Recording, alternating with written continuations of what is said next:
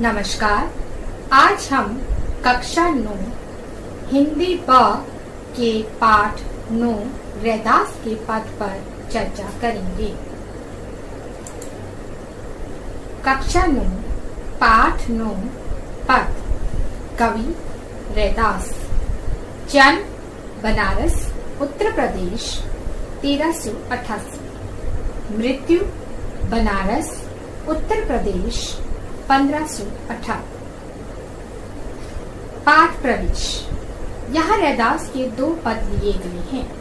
पहले पद प्रभु जी तुम चंदन हम पानी में कवि अपने आराध्य को याद करते हुए उनसे अपनी तुलना करता है।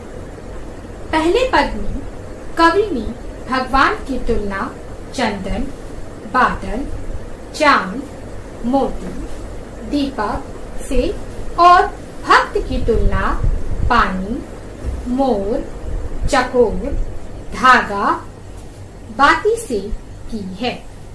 उसका प्रभु बाहर कहीं किसी मंदिर या मस्जिद में नहीं विराजता, अर्थात कवि कहता है कि उनके आराध्य प्रभु किसी मंदिर या मस्जिद में नहीं रहता, बल्कि कवि का प्रभु अपने अंतस में सदा विद्यमान रहता है।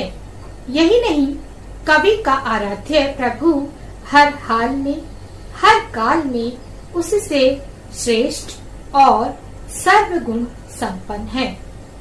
इसीलिए तो कवि को उन जैसा बनने की प्रेरणा मिलती है। अब कैसे छूटे राम नाम रट लागी। प्रभु जी तुम चंदन हम पानी, जाकी अंग अंग बास समानी।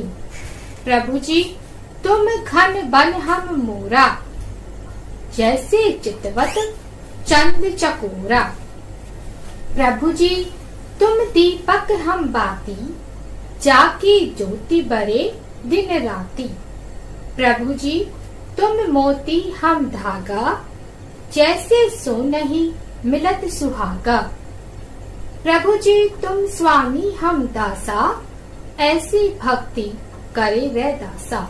अब हम एक एक पंक्ति का भावार्थ समझेंगे।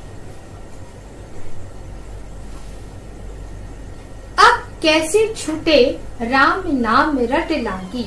इसमें संत रैदास जी कहते हैं कि मुझे प्रभु के नाम की लगन लग गई है, जो अब जीवन पर्यंत मेरे साथ रहेगी और यह लगन अब नहीं छूट सकती।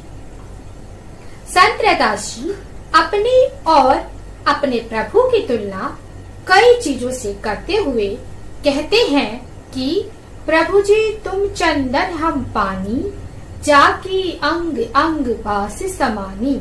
मेरे प्रभु जी आप चंदन हो और हम पानी। जिस प्रकार चंदन को पानी के साथ मिलाकर उसे घिसकर जब शरीर पर लगाया जाता है तो शरीर के अंग अंग से खुशबू आने लगती है, ठीक उसी प्रकार से जब आप मेरे जीवन में चंदन की तरह आएंगे तो मेरा जीवन भी महक उठेगा।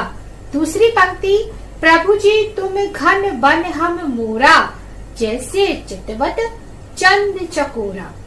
दूसरी पंक्ति में संत रैदास जी कहते हैं कि मेरे प्रभु आप आकाश में छाने वाले बादल हो और हम वन में रहने वाले मोर।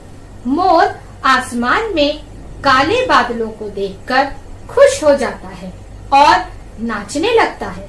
ठीक उसी प्रकार से जब आप हमें दर्शन देंगे तो हम भी खुशी से नाचने लगेंगे। जैसे चकोर पक्षी चांद का प्रेमी माना जाता है, वह पूरी रात एक टक चांद को देखता रहता है, ठीक उसी प्रकार हम भी पूरी जिंदगी सिर्फ आपको ही देखना चाहते हैं। अगली पंक्ति में संत रैदास जी कहते हैं प्रभु जी तुम दीपक हम बाती, जाकी ज्योति बरे दिन राती। प्रभु जी आप दीपक हो और हम उसमें जलने वाली बत्ती की तरह हैं।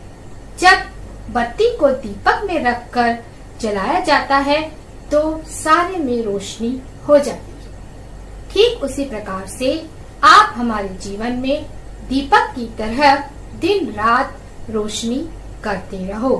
अगली पंक्ति है, प्रभु जी तुम मोती हम धागा, जैसे सोनही मिलत सुहागा। संत रैदास जी कहते हैं, प्रभु जी आप मोती हो और हम धागा। जिस प्रकार से धागे की कोई कीमत नहीं होती, परंतु जब मोती को धागे में पिरोया जाता है तो वह अनमोल बन जाता है, उसी प्रकार जब आप मेरे जीवन में आएंगे तो मेरा जीवन भी मूल्यवान बन जाएगा। जिस प्रकार सोने में सुहागा मिलाया जाता है तो सोना आकर्षक बन जाता है, उसमें चमक आ जाती है और उसके गहने बनाए जाते हैं। ठीक उसी प्रकार से हम सोना है, हमारा कोई अस्तित्व नहीं है। आप हमारे जीवन में सुहागा हो। जब आप हमारे जीवन में आएंगे तो हमारे जीवन का मूल्य भी बढ़ जाएगा और जीवन उपयोगी बन जाएगा। आखिरी पंक्ति में संत रैदास जी कहते हैं, प्रभु जी तुम स्वामी हम दासा, ऐसी भक्ति करे रैदासा। रैदास जी कहते हैं कि मेरे प्रभु जी आप हमारे स्वामी हो और हम आपके दास। रैदास जी ऐसी भक्ति करना चाहते हैं जिसमें उनके प्रभु उनके स्वामी हो और वो उनके दास। कवि की भक्ति दास्य भक्ति है।